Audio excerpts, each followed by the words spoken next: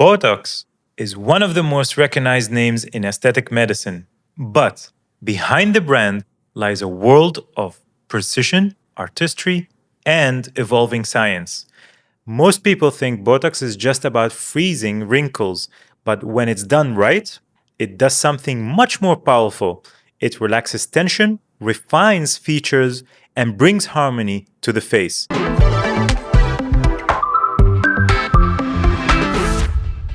Welcome back to the Canvas of Beauty. I'm Dr. Fadi Bakal, board certified consultant plastic surgeon. Today, we'll explore the full spectrum of Botox in cosmetic plastic surgery, its benefits, techniques, and how the trends are shifting in 2025 and beyond. Let's begin with what Botox actually is. Botulinum toxin is the active, purified protein that temporarily weakens muscle activity. It works by acting at the junction between the muscle and its nerve supply. In cosmetic use, that means we can reduce dynamic wrinkles, the ones caused by repetitive movement. The most common treatment areas include the forehead lines when you look surprised, the frown lines between the brows, that angry look, which I cannot do that much, crow's feet around the eyes when you smile, and bunny lines on the nose, chin dimplings, and neck bands from the platysma muscle due to the aging process. But Botox isn't just about ironing the face. It's about softening without freezing, relaxing without removing facial expression.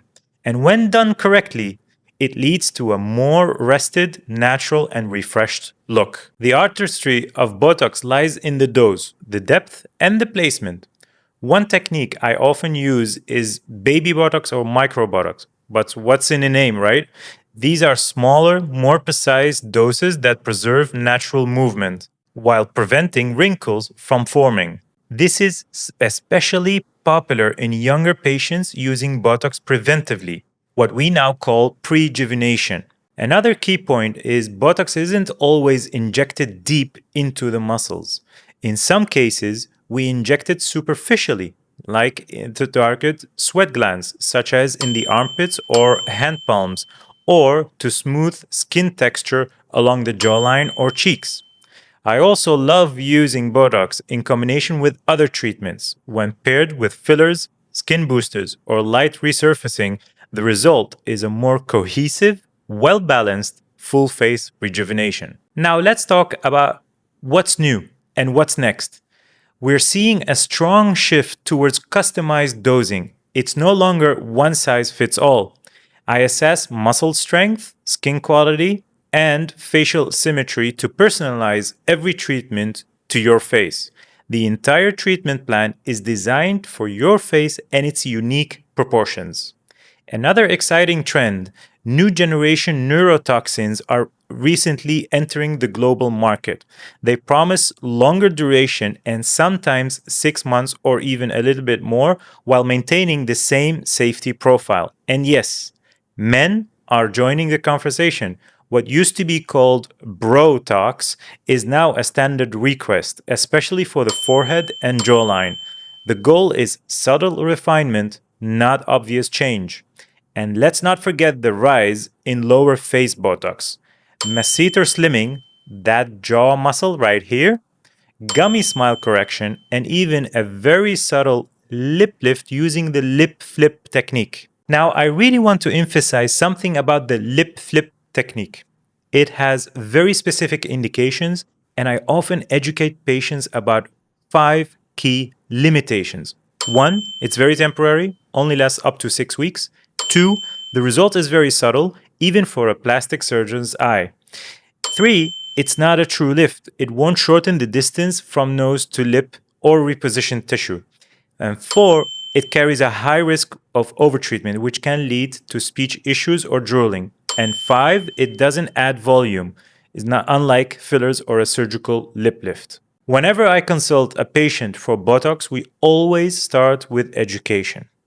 I explain what the product is and does, what it doesn't do, and how long results typically last.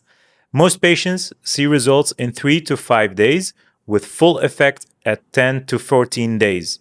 On average, it lasts 3 to 4 months, depending on the muscle group and individual metabolism. I also talk about what makes the result natural. It's not about erasing every single line in the face. It's about softening, rebalancing, and enhancing facial expression just enough to do the job. And of course, safety comes first, which means I only use FDA approved medical grade products. All injections are performed by me in a sterile, controlled clinical setting. Never go for cheap or non medical alternatives. As I always say, when it comes to your canvas of beauty, face or body, precision isn't optional, it's essential.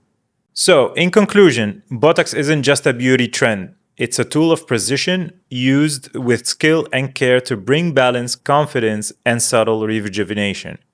If you've been curious about Botox or thinking of exploring it for the first time, I hope this episode gave you the clarity you need.